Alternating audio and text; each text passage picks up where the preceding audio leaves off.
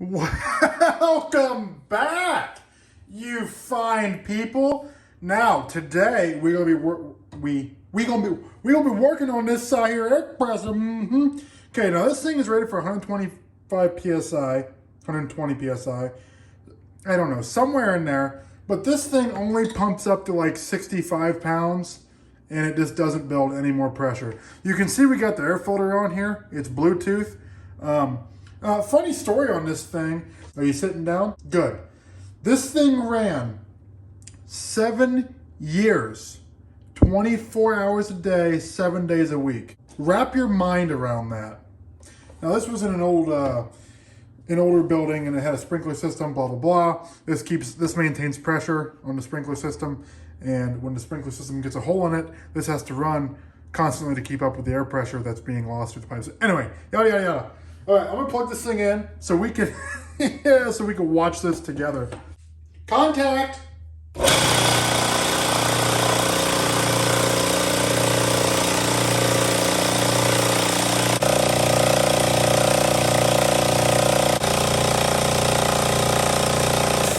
That's about all you get right there. You can leave this thing run for hours and it'll only build about 70-ish pounds. Well, now that we're gonna be working on this thing, we'll go ahead and pull the old relief valve. We're gonna start by first getting this cover off, which shouldn't be too hard. I mean, it's just plastic. And this is oilless, by the way. There's no oil in this one. Go ahead and pull that off. That's not hot. Go ahead and pull this off. Well, we don't really need this one off. Motor's fine. What we need here is the meat and potatoes. And it's this guy right here. Okay, are you following me so far? Let me grab a screwdriver. Somebody put this handle on here. Oh, I'm gonna need a bigger screwdriver. Yeah. Can we just sneak away with getting these out? I mean, the one's already loose. It's a nice handle though. Nice carrying handle. But I need to get those off so we can get this head off. Now see, this is your compression tube. I call it a compression tube. You probably call it something different, but this is the tube that goes down to the tank to obviously pump the air in. Now there's reed valves in here as well. So this is your intake side, obviously, because of the air filter is supposed to be here.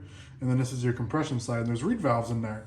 So when this sucks in, when the piston goes down, reed valves open like this. And then when the piston comes back up to compress the air, these reed valves close and these reed valves open, because these are on the top and then these ones are on the bottom.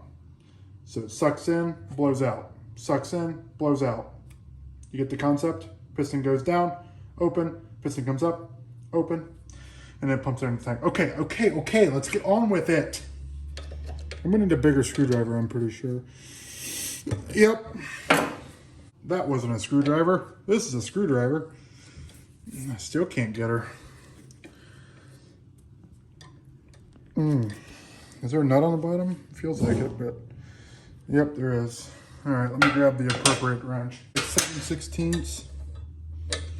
By God, you'd be right.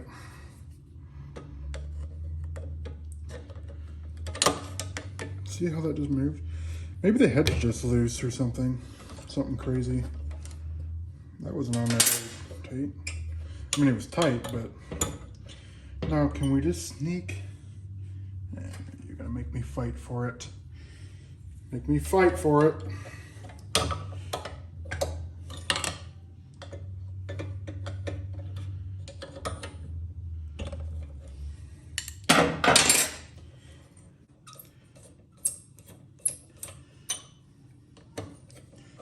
I'm wondering if the head loosened up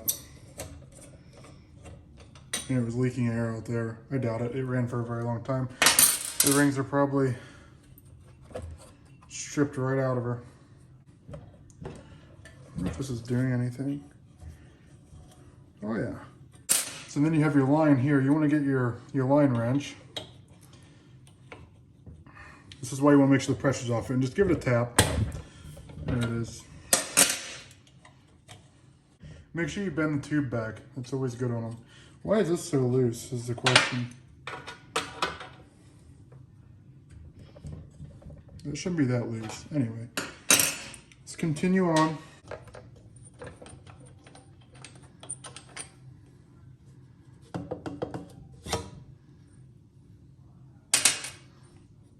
Well, here's what we got. There's the reeds in the bottom, and then there's the top. This is actually the sleeve. I thought this was supposed to come out. Oh, there it goes. There's your head gasket that I just ruined, or your head O-ring. And they make rebuild kits for these. This plate comes off too. This plate here, it's supposed to anyway. Yeah. There's another O-ring in here that I'm about to ruin. Remember how I said I need this compressor because I use it?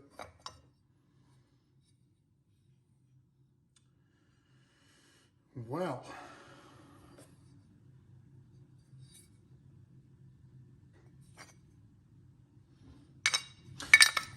Yeah. So this is your intake side. This is your compression side.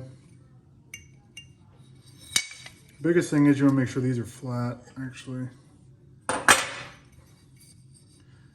these are the reed valves. And this looks like shit. But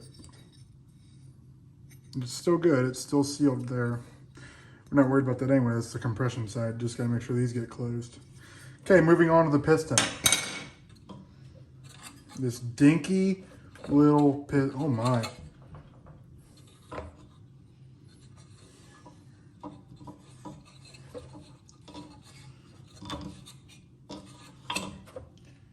I'm going to check the sleeve too. There ain't much to this thing.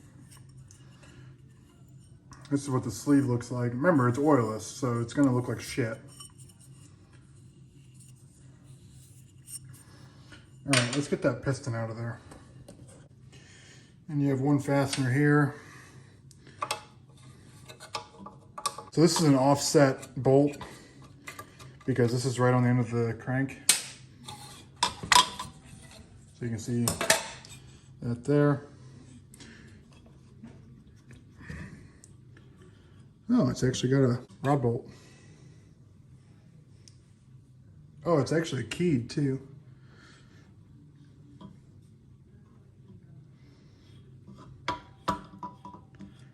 So there is no motion on like a wrist pen. All your motion is here. Oh, all your motion is here. There is no wrist pen like a normal piston.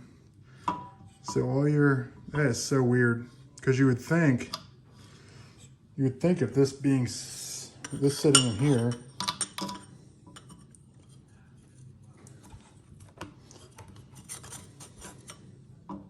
does it only go down one way? I guess we can see the piston ring there. And this is just copper. There's nothing special about this. It actually looks to be in good shape. I'm thinking this seal here was bad. You can see the corrosion all the way up to the O-ring on each side. So let's fix that. Also, the O-ring on this compression side, awfully flat right here. See that? I'm wondering if I was leaking compression out of that. Either way, we're gonna RTV the shit out of this thing. And I don't think I'll be able to get this back down in there without taking the piston out. I could try, but I doubt it. Oh, there it goes. So if you look straight down at it, that piston ring is still good. I've seen some of these where they have like a 1/4 inch of play in them. Okay, so let's go ahead and just assume that piston's okay. I didn't really see anything wrong with it other than the scoring on the wall, but it's just an air compressor. So let's put this back on.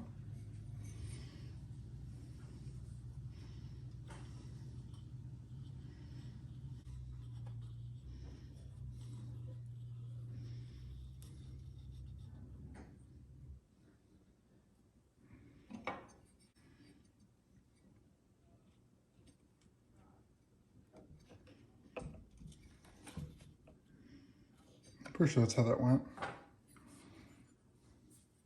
Yeah, intake, exhaust. Just like an engine. We need to do something with this O-ring here though.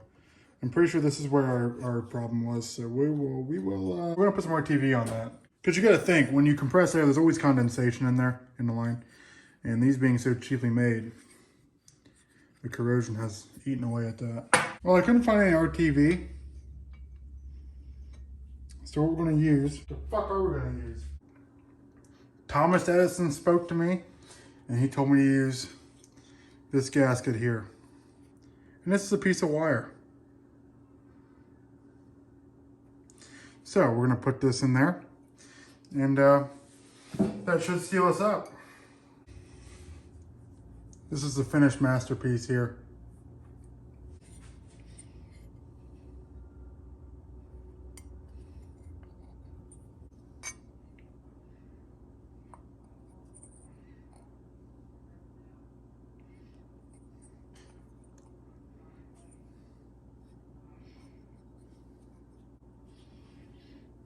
Okay, and then we'll put the head bolts back in.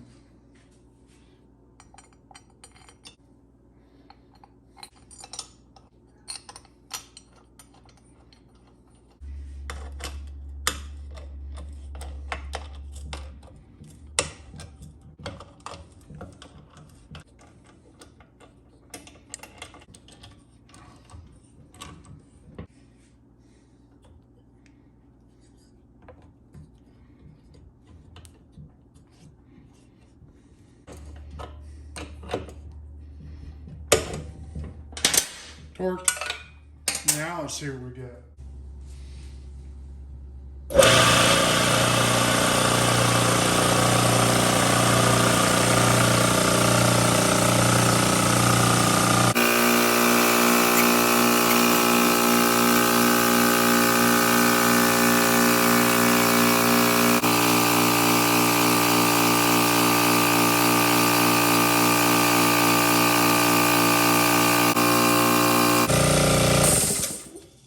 There you have it.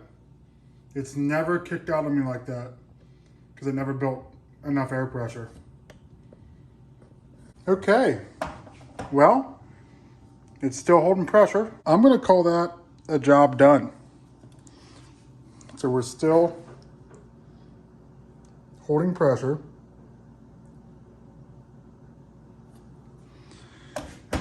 And let's see what we got at the hose here. So this is a little wonky. It says 60 pounds, but it's probably regulated down factory. I can get in there and change the regulator, but right here tank, we have 110 PSI. Like I said, it's never kicked out of me like that. Let me blow some air through it.